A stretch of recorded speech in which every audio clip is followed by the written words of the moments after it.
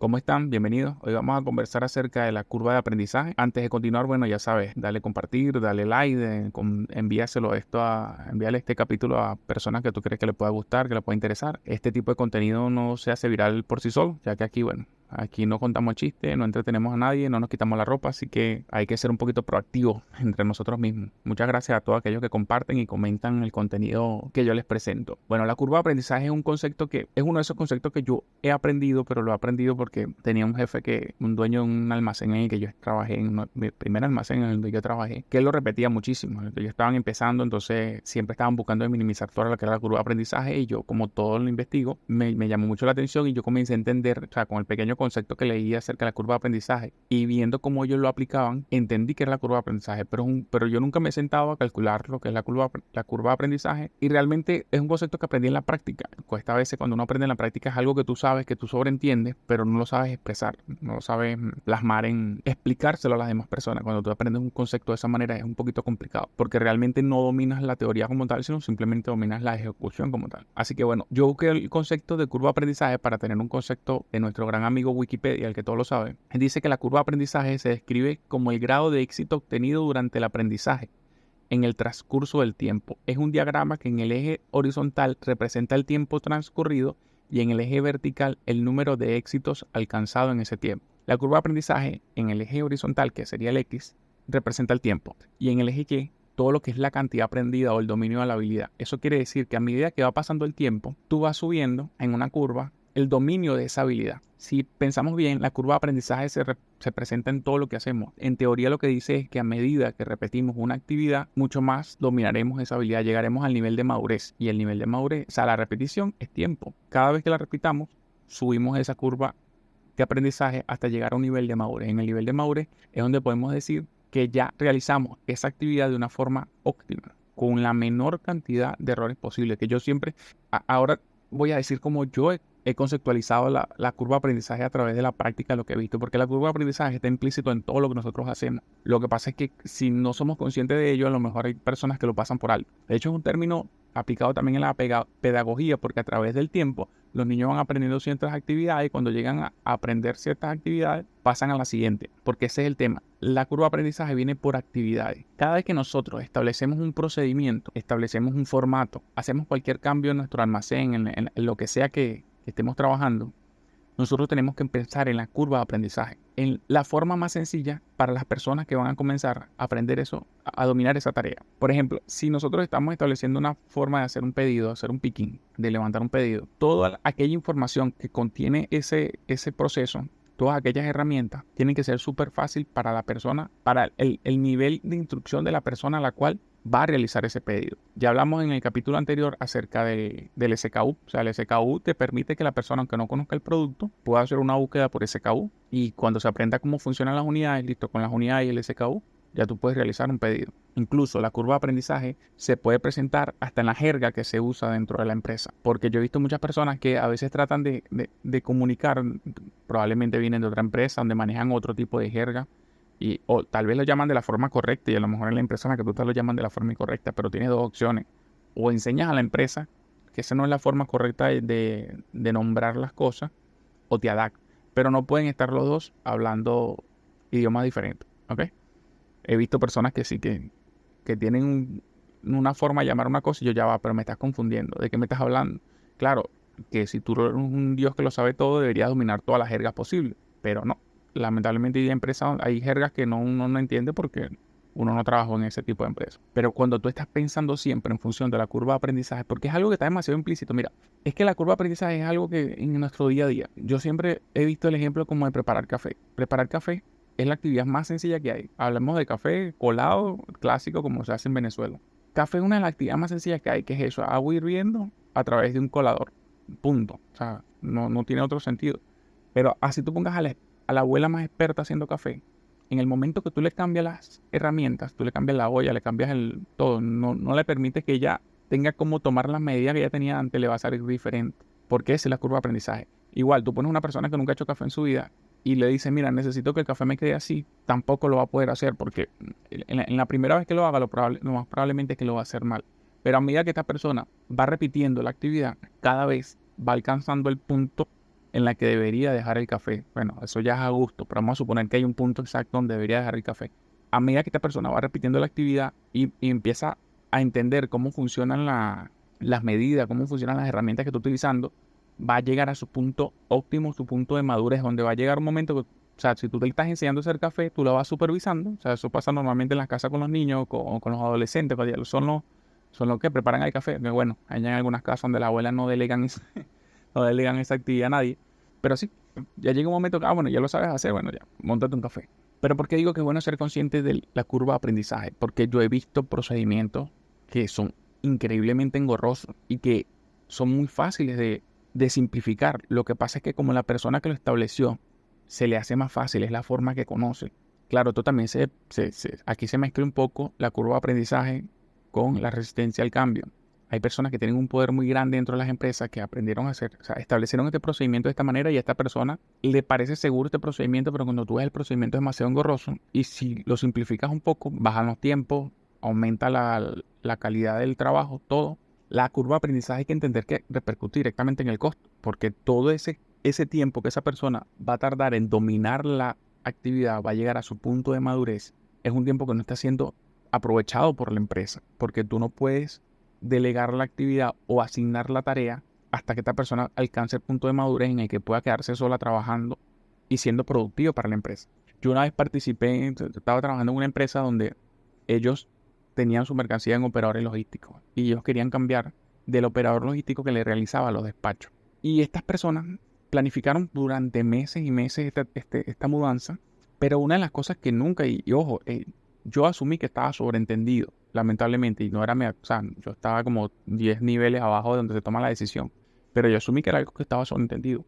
Estas personas realizaron la mudanza y planificaron absolutamente todo, el costo de la mudanza, cuánto le iban a salir los fletes, en qué momento era el mejor mes, el mejor día, la mejor hora para comenzar la mudanza, todo, cuántas personas iban a necesitar para realizar la mudanza, cuánto tiempo, todo. Hicieron 800.000 cálculos y está bien, estaba muy bien esos cálculos que hicieron, pero nunca calcularon la curva de aprendizaje de las personas porque iban a realizar la mudanza de su almacén y que le realizaba los despachos, pero, o sea, a medida que iban mudando comenzaba la ejecución de los despachos. Y resulta que los indicadores de inventario, los indicadores de despacho éxito, los indicadores del pedido, los indicadores de entregas perfectas, los indicadores de satisfacción del cliente, todos esos indicadores se fueron al piso. Y fíjate que en sí los artículos, el empaque de los artículos ya tenía una curva de aprendizaje un poquito alta, porque era empaques múltiples, algo que yo conversé en varias ocasiones que había que eliminar, porque que había que buscar la forma de solucionar. Eran empaques múltiples de una manera de que un solo producto se podía despachar hasta en 3 presentaciones. Y las presentaciones por fuera no se parecían en nada. O sea, yo nunca lo había visto, pero eso complicaba muchísimo explicar. O sea, una persona que, para empezar, era algo que primera vez que yo lo veía. Y segundo, para explicar a una persona por primera vez cómo se manejaba eso era bastante complicado. Entonces, imagínate enviarlo a un almacén. En el almacén comenzaron a trabajar de esa manera y eso fue un colapso total. Y esto es algo importante. La curva de aprendizaje tiene que ser algo que tiene que estar presente, como ya lo dije, en cada vez que se levanta un procedimiento, cada vez que se toma la decisión de cómo va a ser un formato. Si tú eres una empresa pequeña, tienes que entender un principio, porque esto pasa en todas las empresas, pero en especial cuando están en crecimiento o cuando son pymes, cuando son pequeñas. Tú no puedes permitir, no puedes contar con que el éxito de la tarea se ejecute porque las personas se aprendan la maña de la empresa, porque las personas se aprendan el truco. Claro, la mayoría de las personas que trabajan de esta forma es como una habilidad que tienen. Ellos saben que si se hacen de cierta manera indispensables porque son los únicos que saben hacer tal cosa, son los únicos que saben de aquello. Se hacen de cierta manera indispensables para las empresas, entonces las empresas creen que estas personas tienen un gran valor porque son personas que se están haciendo indispensables a través de no enseñar algo, poner una traba. Son personas que, honestamente, si les digo, saben poco. No son personas, porque para mí alguien que no comparte, alguien que no enseña, alguien que no busca que los demás crezcan, es alguien que no crece, no comparten, son personas que son inseguras y por eso cuentan con este tipo de actividades para sentirse que son indispensables. Entonces, cuando tú piensas en la curva de aprendizaje, cuando se levanta un procedimiento, tú eliminas que las personas apliquen este tipo de trucos y este tipo de artimañas de cierta manera. Cuando yo aprendí sobre la curva de aprendizaje, era un jefe que siempre estaba hablando sobre la curva de aprendizaje y qué pasa. El tema de los manuales de procedimiento, el tema de las normativas, el tema de la señalización, de tener códigos simples y fáciles de aprender, de tener nomenclaturas de ubicación fáciles de entender, de que las personas entiendan fácil cómo funciona toda la lógica del almacén, cómo funciona toda la lógica de que llega el pedido. Todo, o sea, hacer simple todo eso baja la fricción de la curva de aprendizaje. Incluso llega un punto donde la curva de aprendizaje toma una tendencia decreciente. ¿Por qué? Porque cuando tú realizas una actividad, vamos a suponer que la realizas de la forma más perfecta posible, con un 2% de error. De cada 100 veces que la haces, te equivocas 2 veces. O sea, llegaste a ese punto de perfección. Ya como no vas a mejorar, lo más probable es que ese 2% crezca en algún momento y de cada 100 veces que la haces, te equivocas 3, te equivocas 4. Y vuelve y te equivocas 2. Llega un momento que esa línea tiende a decrecer. Incluso la curva de aprendizaje a lo largo del tiempo podría tener una forma de S en muchísimas actividades. ¿Por qué forma de S? Porque las personas llegan a un punto de madurez porque el aprendizaje se da por la repetición a través del tiempo. Las personas llegan a un punto de madurez de la actividad, pero si ya llega un momento que no la repites más, que no haces más esa actividad, ese rendimiento, ese aprendizaje baja. Y luego cuando lo vuelves a repetir, vuelve a subir. Claro, ya la segunda vez, cuando comienzas otra vez el proceso de aprendizaje es mucho más sencillo porque ya tienes cierto conocimiento previo. Por eso es que también aquí en nuestro amigo Wikipedia nos dice que la inclinación de la curva depende de varios factores que se contrapesan. Son 4 factores. El primer factor es conocimiento del tema.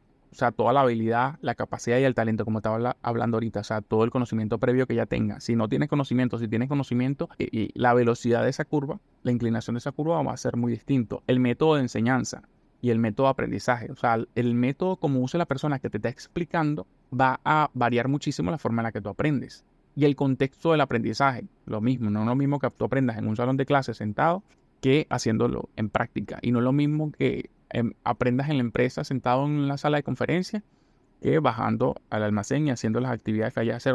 Es que no solamente puede ser en el almacén, porque esto se aplica a todas las áreas de la empresa, todas las actividades que se realizan en la empresa. Y el cuarto punto es el contexto temático y sucesión didáctica. También si te están explicando acerca de un tema, el tema que te están explicando tienen que intentar meterlo en el contexto temático que están ejecutando en ese momento.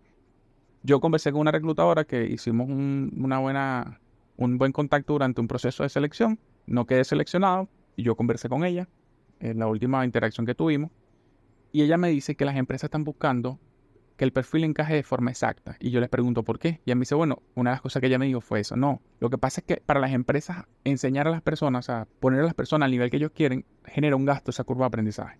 Y a mí me parece que es cierto. Hay un cierto costo que incluye toda la curva de aprendizaje de las personas que van a entrar, pero es un deber de la empresa manejar esa curva de aprendizaje, minimizar esa curva de aprendizaje.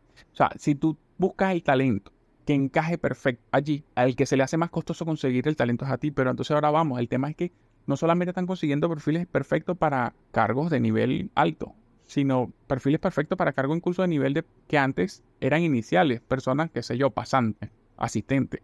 Ya quieren que los perfiles más bajos tengan una cantidad de experiencia increíble en el área. Y la realidad primero es que no vas a conseguir a nadie. Por más que la persona tenga experiencia en todas las empresas, yo no sé, he trabajado como en 6 empresas, pero he estado como en 10 porque en una tuve que visitar otras empresas, pero el tema es que en todas las empresas la misma actividad se realiza de forma distinta, pero distinta en algunos casos hasta radical. Y bueno, yo tengo mi teoría con el tema de esa curva de aprendizaje que quieren evitar, y es que, bueno, para mí es un fenómeno, pero esto ya sería otro capítulo y eso ni siquiera tiene que ver con el tema de almacenamiento ni nada por el estilo, pero yo creo que ahorita lamentablemente los liderazgos son demasiado débiles. Las personas, el conocimiento, tanto el conocimiento en el tema técnico, las personas que están en los cargos de liderazgo, la tecnología y los métodos han avanzado tanto que estas personas no dominan esos temas. No sé, te voy a poner por ejemplo un Excel. Hay personas que, o sea, yo te puedo pasar el reporte en Excel que tú quieras, pero yo no te puedo decir cómo hacer un filtro en Excel. O sea, si tú eres gerente, si tú eres director, o sea, tú tienes que saber hacer un bendito filtro en Excel. Tú no puedes llamarme para hacer un filtro en Excel, pero eso está pasando muchísimo.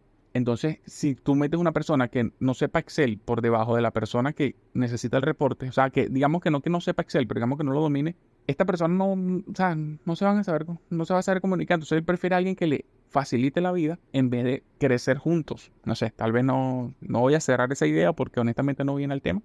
La curva de aprendizaje, si tú eres una empresa pequeña, tienes que entender que la curva de aprendizaje, lo mejor que puedes hacer es que de tu procedimiento, de la forma en la que tú trabajas, tú la manejes de una manera que no necesites una persona que sea experta en tal cosa. Claro que siempre hay niveles donde la curva de aprendizaje va a ser va a llegar a un punto donde no vas a poder bajar esa curva de aprendizaje sin invertir.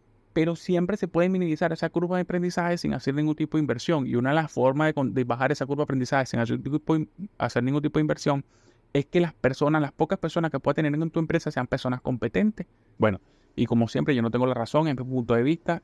Yo simplemente hablo de lo que yo he trabajado, de cómo yo veo las cosas desde mi perspectiva. Yo he estado en muchísimos sitios y todo trato de documentarlo. Yo siempre trato de resolver las cosas a través de la teoría, tanto como con la práctica.